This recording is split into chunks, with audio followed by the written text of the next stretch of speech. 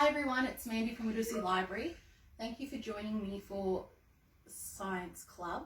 Today we're going to do an experiment / craft that will go into gravity as well as our colour palette. So today we're going to be making mini helicopters. Look like that. And all you need is a bit of paper and a paper clip to act as the weight, and pens, pencils and scissors to cut it out. So when you release this helicopter, mini helicopter, it spins. We'll be doing different size experiments to see how the size affects the spin. This is the smallest one as well as the narrowest one. We'll just release that for you again so you can watch it. And it's very pretty, very simple, very easy. And if the weather is nice outside, you can play with them out there as well. So, to be able to create it, we're working with this template. As you can see, it's got A, B, C and D on it. We've got solid lines, which is where you're going to cut, and then the dotted lines are where you're folding.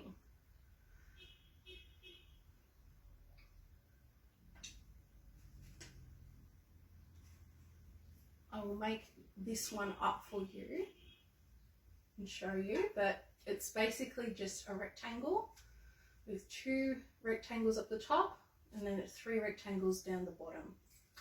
So we're going to cut on the solid line,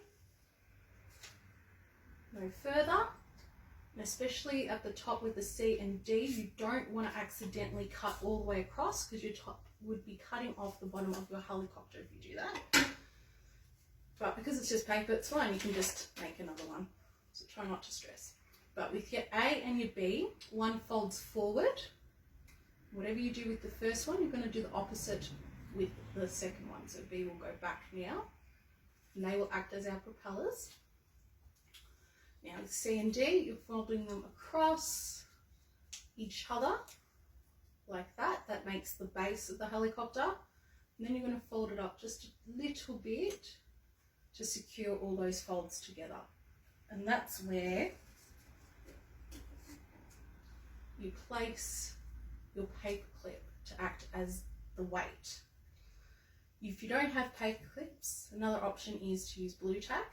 You're just wanting something with a little bit of weight on it to anchor the center, because if you release it without the paper clip, it won't work. It needs the weight to center it, and it will add that spin that we saw earlier with our first little mini one. If you've got a ruler, you can measure them up all nice and neat. If not, I'm going to show you how to fold your paper to be able to get lots of them, so it becomes a family activity. And also, so if you don't have a ruler, you're still able to create your helicopter. So you're going to get a normal A4 piece paper, fold it in half. You're going to fold it in half again, so you get one long rectangle. You're going to fold it in half long ways.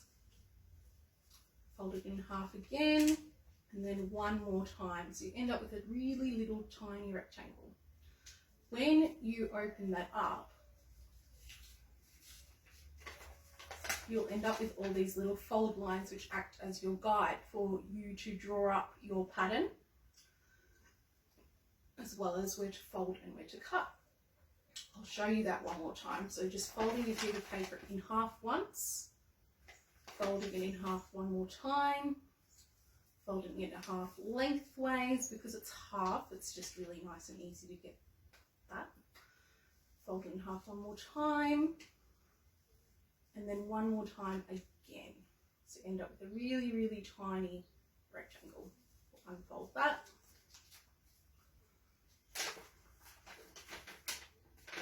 Then you're going to get your marker and draw up your design. You can see I've already done that over here because I did test this out on a number of bits of paper. I didn't want to waste any. So along the top, it's a solid line because that's where you're going to cut, as well as down the second rectangle across on the fold line. Now, halfway down, you want to do your dotted lines across, and then from a solid line from this dotted line up to here, so that's where you're going to cut to get your A and your B. Now a tiny bit below this dotted line, I'm going to do a solid line which is 1/3 of the way across roughly, and same with this side. So you don't want to go all the way to that fold, you want to stop about halfway before it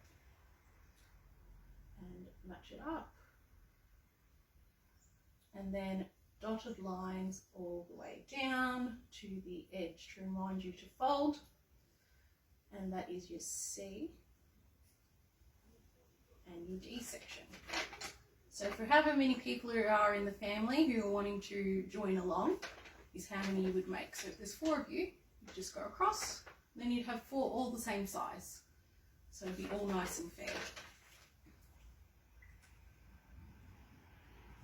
Now, as you can see on this bit of paper, I've folded it differently and it's given me a different size and shape. It's made it longer. So with this one, I folded it, the A4 piece, in thirds first, then in half, then in half, and then in half again. That's given me a longer helicopter.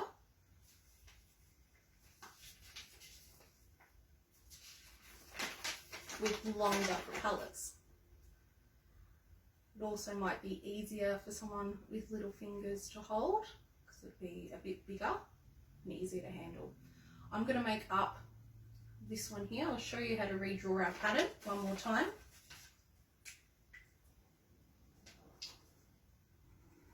So solid line across 2 rectangles. That's where you're going to do your cutting. Dotted line about halfway down. Mind you where to fold. Solid line up from this dotted line to the top. And that's A and B. Then a little bit further down, we're going to do a solid line 1/3 across. And on the other side, 1/3 across. And then dotted lines to the bottom to remind you where to fold. And that is your C and your D. So it is a very simple pattern, which is why I thought we would all be able to do this. And there it is up close again. So we're going to cut these out, and I'm going to show you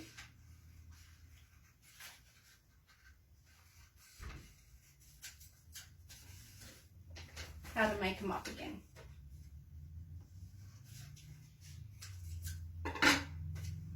So, cutting on our solid line between the A and the B,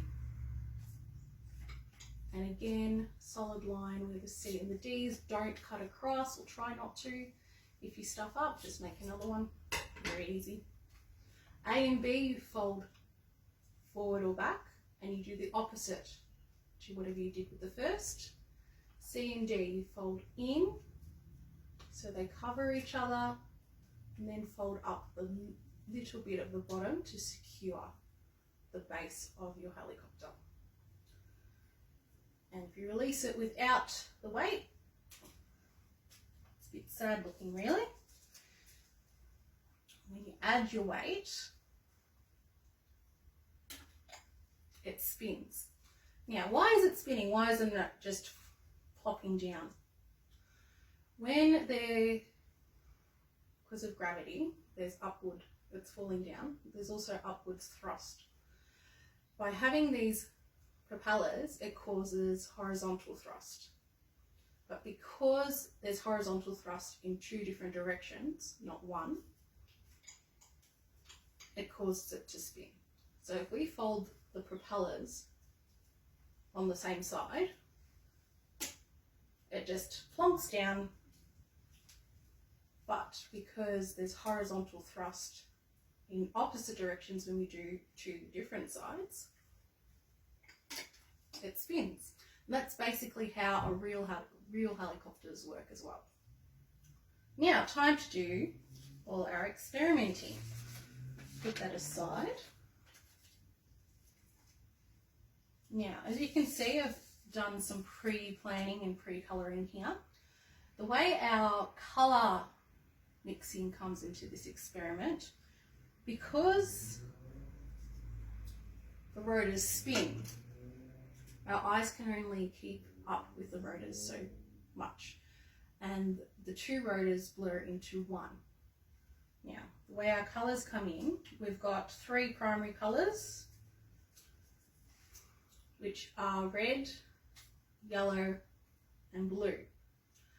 Now, our primary colours, when they're mixed in paint, you'll see that they make up different colours.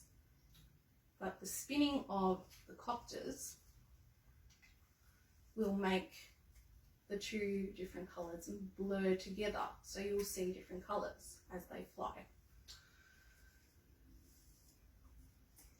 We've also done different shapes and sizes so we can observe how that makes a difference to the flight of our helicopters, and you can decide for yourself which style of flight you prefer.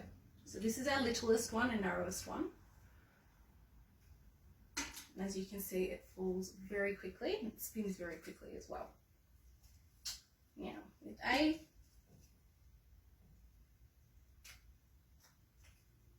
and B on this one, one's blue, one's yellow. So those two colours together, as they spin, will hopefully make green. That's my prediction.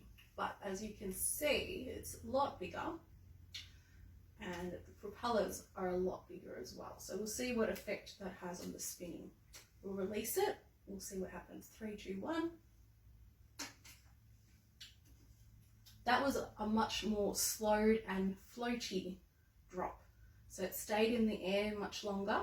It also didn't spin as fast. So we didn't get the colour mixing that we were hoping for, or not to the extent we were hoping for. So if I drop it again, do 3, 2, 1. There was definitely a little bit of green, but you could still see the yellow and blue as well. It wasn't mixed completely.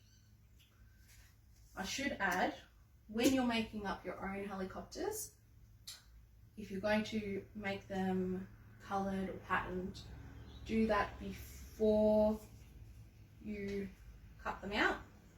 Do them at this stage. It'll be a lot easier and you won't rip the paper. It'll be a lot less frustrating. And when you do colour them, you're going to make sure that you do both sides. If you're just using them for fun and games, which I'll show you later on, you can just make up, you can draw all sorts of craziness on them to make sure that everyone knows it's yours. Alright, so that was the blue and the yellow with long. Now, if you compare the red and the yellow,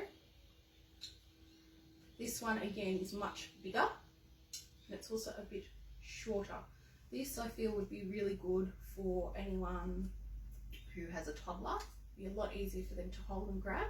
You might need to make it up for them, but then they could participate in the family game together. So we'll fold them across. Now, red and yellow on the colour wheel make orange. So that's what we're hoping to see a little bit of. We'll see what making a larger helicopter with shorter propellers looks like. 3, 2, 1. So this one spun quicker than this one, but it dropped a lot quicker than this one too. So the longer propellers definitely make it more floaty, which if you like that effect, then you know to make the longer propellers. We'll do that one more time. We'll see if we can if we got, how much orange we got? 3, 2, 1. You could definitely still see the red and the yellow, so that wasn't mixed all that well. For the faster effect, we definitely need to stick to the small and narrow one.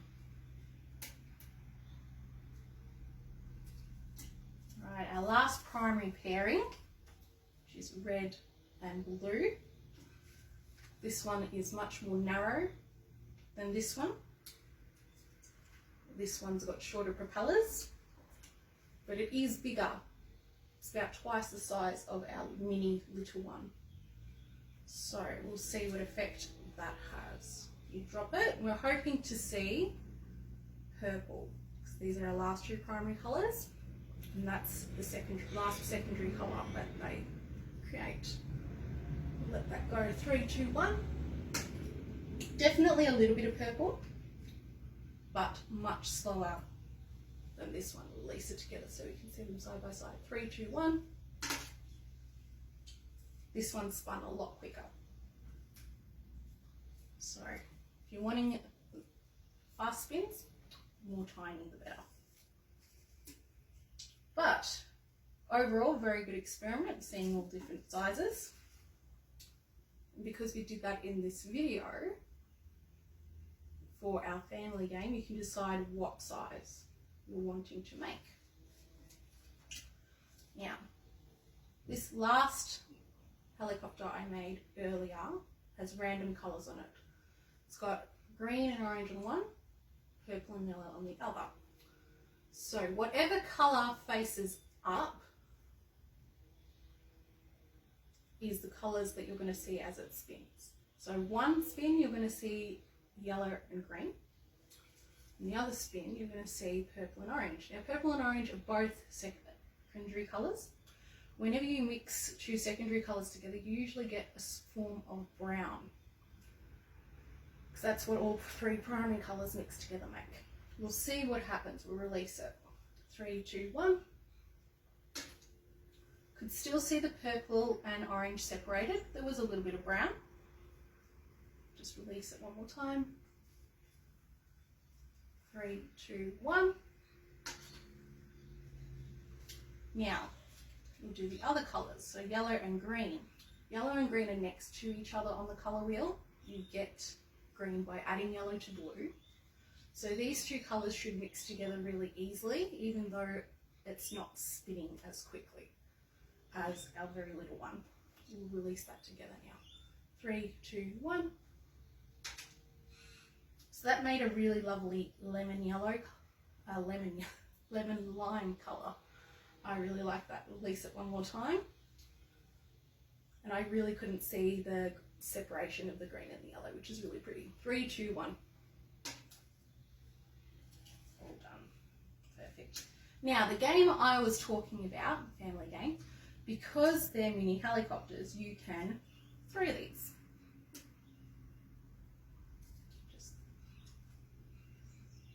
So you can throw them and watch them fall. We're going to have to throw off camera. I do apologise.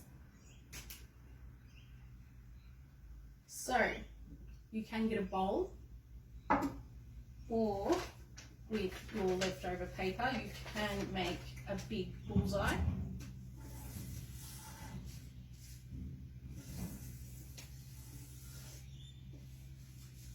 And colour it and pattern it however you like.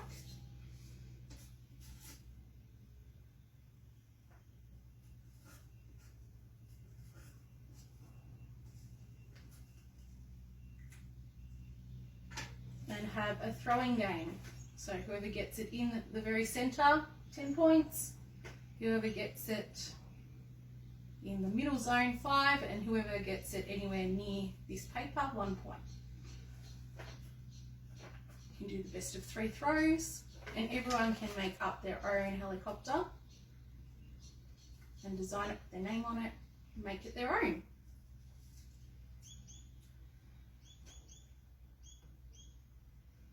If you're wanting to make the tiny fast one, it is half of our original template that I showed you to fold up.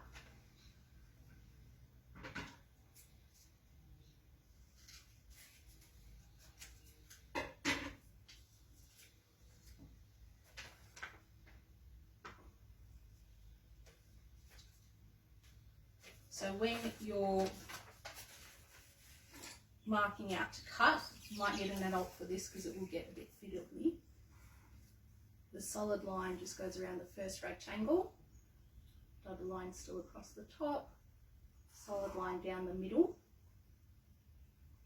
and then 2/3 of the way across.